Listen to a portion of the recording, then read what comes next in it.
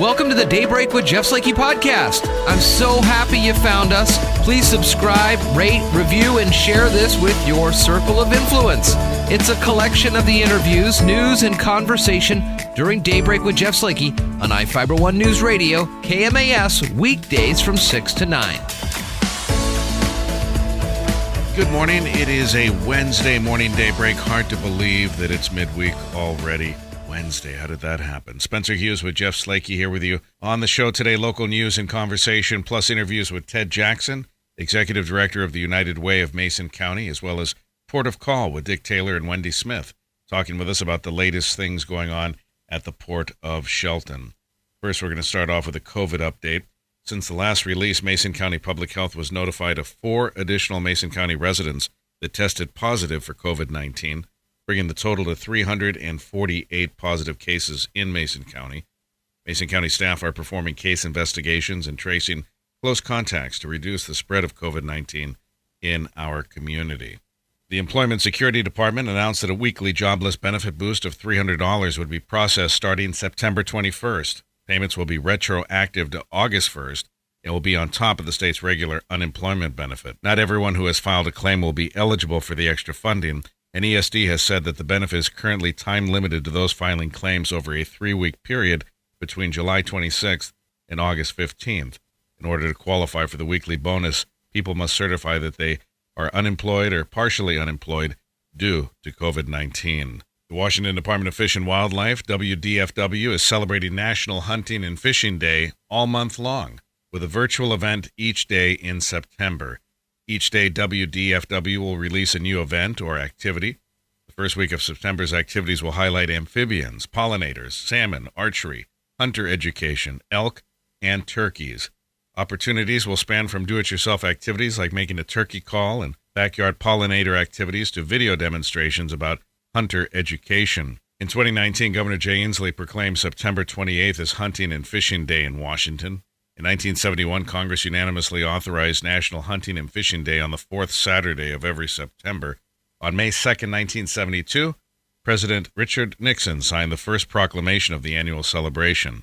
To participate in daily activities and learn more about the role hunters and anglers play in conservation across the nation, visit WDFW's National Hunting and Fishing Day webpage. And as we've mentioned to you, this Sunday, September 6th at 2 p.m., a Black Lives Matter Shelton rally is planned. At the same time, on the same day, a Back the Blue rally is planned less than a block away at the intersection of First Street and Railroad Avenue. According to an email sent out by the Shelton Mason County Chamber of Commerce, City of Shelton Police Chief Darren Moody has been in consistent contact with the Chamber. Business owners may want to consider closing their businesses on Sunday afternoon if they want to avoid the crowds brought by the two groups, he said. He also notes that while he has no reason to believe that property damage will occur, it probably isn't a bad idea to pack away any valuables and make sure all doors and windows are locked. SPD plans to have extra officers and patrols in the area to keep an eye on the situation and is coordinating with local law enforcement partners, including WSP, Mason and Thurston Sheriff's Departments, planning for any contingencies.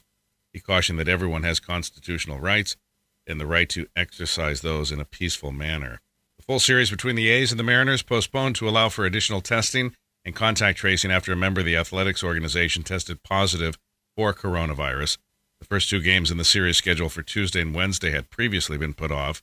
Major League Baseball says the games will be made up with a doubleheader in Seattle on September 14th and another in Oakland on September 26th. Major League Baseball said it will continue to provide updates as necessary. Again on the show today, local news and conversation, plus those interviews with Ted Jackson, Executive Director of the United Way of Mason County, and Dick Taylor and Wendy Smith from the Port of Shelton for Port of Call. I'm Spencer Hughes with Jeff Slakey. Stay tuned. You're listening to Daybreak on I-Fiber One News Radio. Good morning to you. From the I-Fiber One News Radio studios, you're listening to Daybreak. Well, good morning, everybody. Jeff Slakey and Spencer Hughes here on the Daybreak Show. I'm happy to have on the Zoom video conference from the United Way of Mason County, Executive Director Ted Jackson. How you doing, Ted? I'm doing great. Good morning. Good to talk with you. And we got some things to share with some of the different organizations in the community. United Way has some opportunities coming up. Yes. And if you don't mind, I'll just give you a Hopefully this will be a very quick rundown of what's been going on in the United Way for the last few months. Please. But I do want to give Charles Gilschlecker, who's one of our longtime board members of the United Way. He's one of the longest serving board members, just retired from the board. He is greatly missed. He comes by the office still a couple of times a week, and we'll miss him immensely. And we do have a new board member by the name of Dawn Myers. The community knows who she is. She's a wonderful person. She's been volunteering for our community for a lot of years. She works at PD3, and we're very excited to have her expertise here at the United Way. Jeff, if you don't mind, September 4th is an important day for a lot of people in Mason County. It's the free dump day that United Way works with the county, and we provide vouchers for people to dump up to 1,000 pounds of household waste on September 4th. And if I can ask people who are listening to please come in and pick up their vouchers. We're not issuing any new vouchers because we've exceeded the limit, but please come in to the United Way between 9 and 4 up until September 3rd, and we'll make sure you get your vouchers. And as a side note, the folks up there at Ells Hill asked that nobody lines up early. We don't want traffic problems. So please show up right at 9 or a little bit after. That would be wonderful. That's a heck of a deal. 1,000 pounds is, it can kind of go a couple different ways. You either say, man, I didn't realize that was 1,000 pounds. Or you go, gosh, we have a ton of stuff that we need to get rid of. I think it goes both ways. The phone calls we get, people, throughout this COVID stuff, people are cleaning stuff out. Mm-hmm. So, and I'm included. So there's another thing I'd like to add is September 11th, we had planned a day of caring. Yeah. And we had decided a few months ago that we were going to focus on our food banks. And Jeff, I know you know this, our food banks have just doing an amazing job throughout this thing. They have not shut down. They've been working through a lot of adversity, but they have projects that they need to do. So we decided the United Way that we'd focus our day of caring, helping them out to clean up some of the projects, whether it's just landscaping or organization. But our main concern on the 11th is that we want to make sure any volunteer is safe. So we got 3 small groups volunteering from PUD, Kitsap Kitsap Credit Union, and another group that are going to help our food banks do some organizations. The United Way will provide masks, gloves, and we had some neat shirts made by Justin Bays just to commemorate this. But if any family, any organization wants to do a day of caring after September 11th, just get a hold of me. We'll make sure you're recognized and do all that stuff. So, very cool. So that's the 3 food banks in the county are all going to get some help there. Well, there's actually more food banks. We have the Matlock, Hood Canal, North Mason. Then we have the community pantry up in North Mason, and then we have the Saints Pantry here in Shelton. Okay, yeah. And those if I could give I'll get to Saints Pantry here through my list. Yeah, but we're also doing a diaper drive with the Family Education Support Services. There's a desperate need for diapers for some of our families that are in need.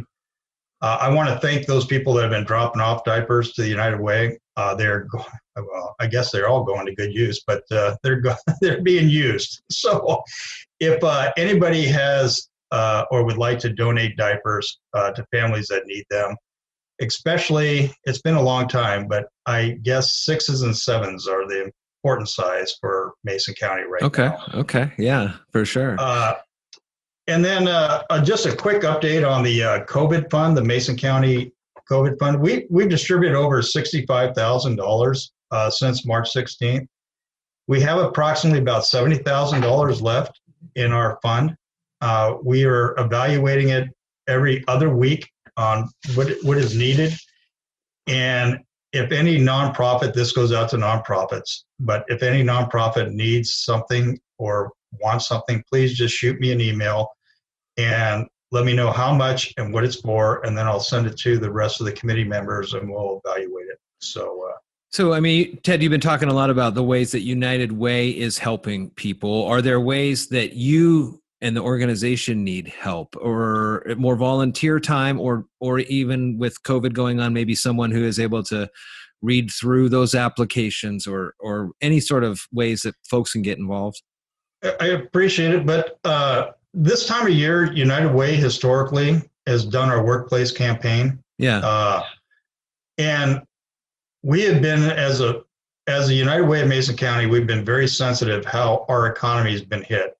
And it's been a difficult decision how we're going to try to address bringing money into the United Way. How do you ask a business to donate to the United Way when they just laid off 5 employees? Or how do you ask a school district to lay off, or excuse me, how do you ask a school district to donate to the United Way? And our school districts have been tremendous when they just laid off a bunch of employees. Yeah. So I am very sensitive, and we are going to be reaching out to businesses to just try to keep the United Way going. You know, the United Way fills holes, and we try to bridge the gap where people need it. And I hope that people are understanding that this United Way of Mason County is doing some of those things. We're going to be reaching out, but we're going to be very sensitive. Yeah. Very sensitive to what our businesses and what employees in our community is going through. So what I would like to see in volunteer, Jeff, is that if a family, a group of friends wants to do a project and wants to call it a day of caring, contact me or contact Nicole. We will make sure we put it under the umbrella of the United Way. We had, like I said, we had some shirts made, and we can advertise it that way to do something good for the community. But my biggest fear is that I don't want anybody exposed to this virus that doesn't need to be exposed, should not be exposed. Makes sense. Ted Jackson is the executive director of the United Way of Mason County. Their new office is on Railroad in downtown Shelton, 536 West Railroad. You can give them a call at 360-426-4999. Also online at uwmason.org and on facebook.com/United Way of Mason County. Lots of good ways to help. And another call out there to those nonprofits, there is monies left and available to help you get through these tough times as they continue on through the rest of the year. Ted, good to talk with you. Good to see you. I'm glad to hear that you and everybody there at United Way is safe and healthy and doing the good work. And let's check in a couple weeks and see how everything's going. Sounds great, Jeff. And you take care. Thank you very much. Thank you, sir. You're listening to Daybreak on iFiber One News Radio. Well, good morning, everybody. Jeff Slakey and Spencer Hughes on the Daybreak Show. Time for us to find out what's going on at the Port of Shelton with Port Commissioner Dick Taylor and Wendy Smith. Good morning, y'all. How you doing? Good morning. Great. So the last time, Dick, you and I talked, Brandon was here, and you were just starting to get ready on the paving for the runway. Yeah, the paving's done. That's awesome. Paving's done. That's great. Essentially, that's the major portion of the project. But so we've got to stripe it, and I think the 4th was the scheduled date for the finish of that. Man. And we'll see. Yeah, they're still hoping they had to.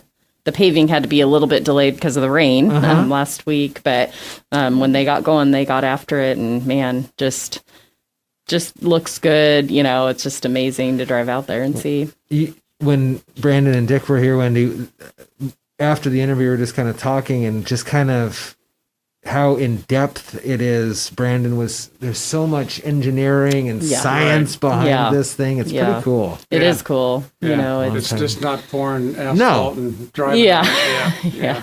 Much more than that. There's a lot of strict regulations to make sure you're good for that, because big planes and all sorts of stuff. Safety and the exciting thing, just to tag on to the project, is now that we've done this, the big goal, and really we budgeted for it because FAA had some other money available, and we were like, other money like for our taxiway, so do the same exact thing but on our taxiway, and it looks like that's still in the pipeline. That's so great. We're thinking that'll come together and be a good deal. One of the big users of the runway is Kapowsin, Skydive Kapowsin. This week, the David Blaine brought forth more imagination and wonder as he was trying to float around with holding onto a bunch of balloons. A lot of the training happened at the Port of Shelton. And once again, Skydive Kapowsin is right there on that upper echelon of the world leading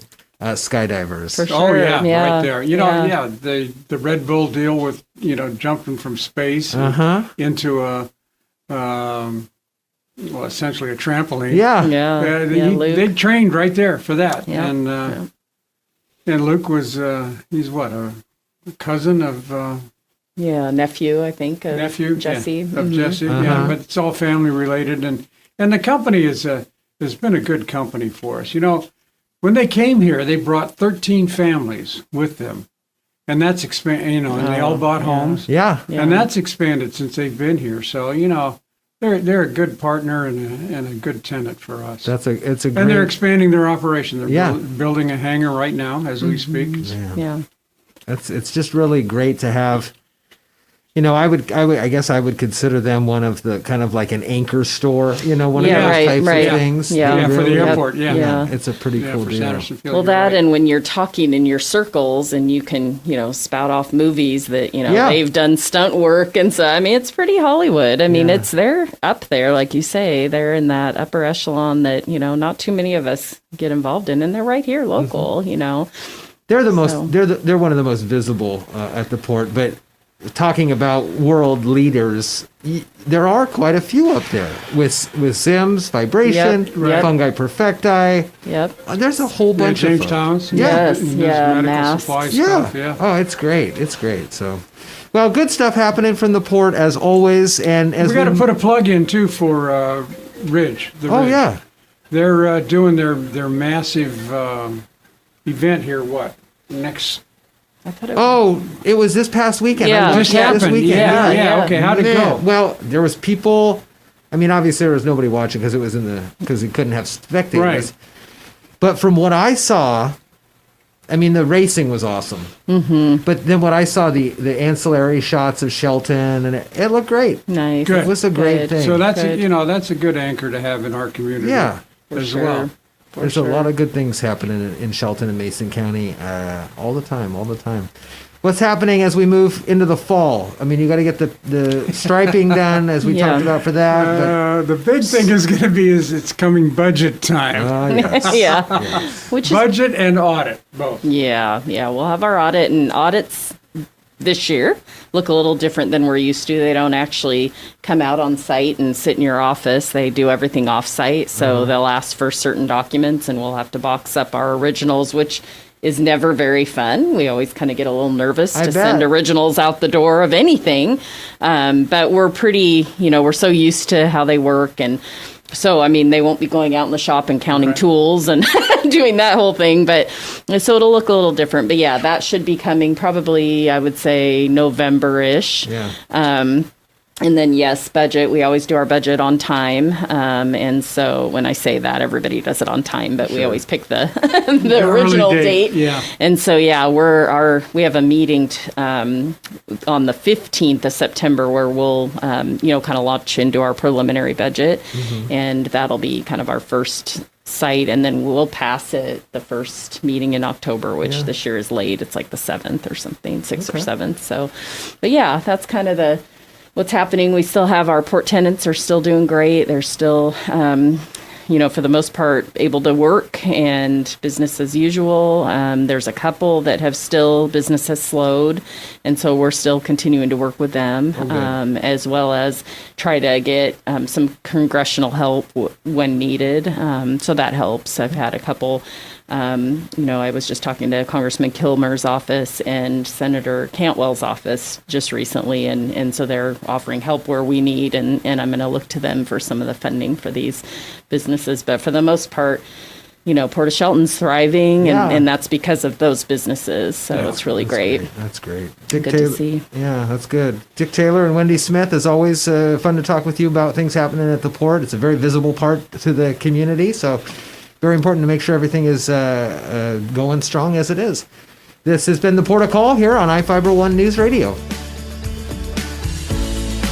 From the iFiber One News Radio studios, you're listening to Daybreak. Good morning. It's Daybreak. I'm Spencer Hughes with Jeff Slakey. My whole life, I thought that nice guys finish last because I like to think of myself as a nice guy, and I always finished last. So that's why I thought that. No, I'm just kidding. I mostly finished last. Well, we know the old adage, nice guys finish last, right? It's a saying, and most sayings come about for some reason. There's got to be some kernel of truth somewhere in there. Well, maybe not. The old adage has been turned on its head thanks to researchers at the University of Berkeley's Haas School of Business. By comparing the university to career tracks of disagreeable people, quote unquote, for 14 years, the scientists discovered that selfish, manipulative, and combative people aren't more likely to succeed in the workplace than generous, trustworthy, and nice people. That's good to know. We all have worked at some point or another with people who are manipulative, maybe combative, disagreeable, selfish people. We won't mention any names, but we all know them and we've all worked with them, right? So it's good to know that they don't necessarily do well because of these behaviors. The researchers point out that disagreeable people aren't incapable of succeeding in their career. They're not saying that, but that their cutthroat tendencies didn't necessarily help them versus their agreeable counterparts, because the latter group gets along with people better. And it's all about getting along with people, right? That's what life's all about, just getting along. I was surprised at the consistency of the findings, says study co-author and Berkeley Haas professor Cameron Anderson. No matter the individual or the context, disagreeableness did not give people an advantage in the competition for power, even in more cutthroat, dog-eat-dog organizational cultures, Cameron said. The findings from the pair of 14-year longitudinal studies were just published in the Proceedings of the National Academy of Sciences. And again, this is good news for people like me who just try to get along with everyone, right? And that's the best approach, I think, is to just be agreeable, be a people person. I've tried to do that on the radio. Jeff does that exceedingly well every day on the radio with me and has been for many years. You just have to be a human being. You have to get along with people. It's just the nature of life. It doesn't mean you're going to like everybody, but it's good that everybody gets along. It makes things smoother for everybody. It makes businesses run better. It makes organizations and families and institutions, everybody getting along at the proverbial dinner table is a good thing. And it's great to see that there's a study that finds that nice guys finishing last may just be an old adage with not a whole lot of truth behind it. I'm Spencer Hughes with Jeff Slakey. You're listening to Daybreak. It's a Wednesday. Thanks a lot for being here with us. More of the show coming up. iFiber One News Radio, 1030 KMAS and FM 103.3 presents Daybreak. Good morning. It's Daybreak for this second day of September, a Wednesday already. Spencer Hughes with Jeff Slakey here with you until 9 o'clock. A couple of animal kicker stories here for you. One a little funnier and more pleasant than the other. So which one do you want to do first? Pleasant or unpleasant? Let's get the unpleasant one out of the way.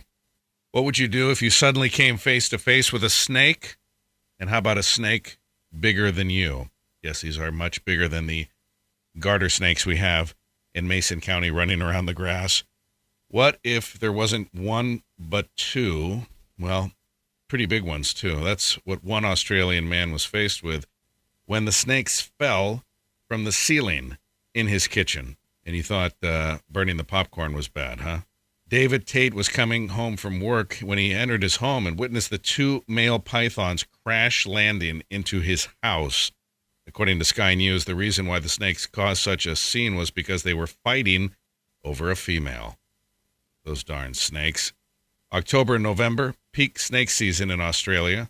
During this time, they come out of hibernation and begin to look for food and bread. Has somebody told them it's September, though? The creatures measured 9.5 feet and 8.2 feet long and slithered off to other rooms in Tate's home before eventually making their way to the forest where they were wrangled by a professional snake catcher.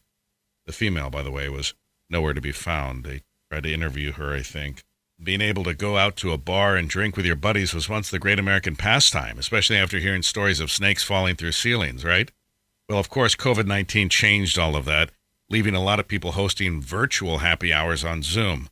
Well, for those who miss physically drinking with their best buds, worry not. There's a new beer out that lets you drink with your best friend if your best friend is a canine. Country Living reports that Busch Beer dropped a brew made exclusively for dogs, and it's called Dog Brew. Come on, they could have been more creative than that. Don't worry, though. It's devoid of hops and any alcoholic content, which makes it perfectly safe for consumption. For those super curious what a dog beer tastes like, the ingredients are bone-in pork butt, whole corn, celery, basil, mint, turmeric, ginger, and water. Yummy if you're a dog, I guess.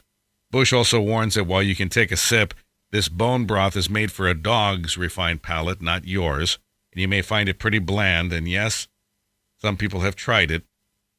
So now you can physically say cheers and have a cold one with your pup. What a year, huh? If you had told me this all would be happening in 2020, I wouldn't have believed you. Anheuser-Busch's VP of Value Brands, Daniel Blake, says, after a long day, there's nothing quite like having a Busch with a friend, and with so many new pet owners across America this year, we wanted to create a brew to give our fans a chance to share a Busch brew with their best friend. The nectar of the dogs was available in 4-packs, and with every purchase of a case, the company donated to Best Friends Animal Society. Unfortunately, the brew is sold out, so you better jump on the waiting list, because as Busch says, your best friend is going to love it. We're positive. Get it? Never mind. What will they think of next? When I was a kid, they were talking about the dog fetching a beer for you out of the fridge. I used to watch it on TV shows. And now the dog can actually have the beer with you. Well, again, not the real beer. It's kind of a fun idea. I think about coming home after a long day of the radio in the car lot and coming home, and my dog Perry is waiting there for me with a nice cold one in his paws for both of us. I'm Spencer Hughes with Jeff Slakey. You're listening to Daybreak. It is a Wednesday morning. More news, conversation, and guests straight ahead. Thank you so much for listening to today's Daybreak with Jeff Slakey podcast. Again, I'm so happy and honored you found us and chose to listen. Please subscribe, rate, review, and share this with your circle of influence. It's a collection of some of the interviews, news, and conversation during Daybreak with Jeff Slakey on iFiber One News Radio KMAS, weekdays from 6 to 9. Thank you so much again, and talk with you next time.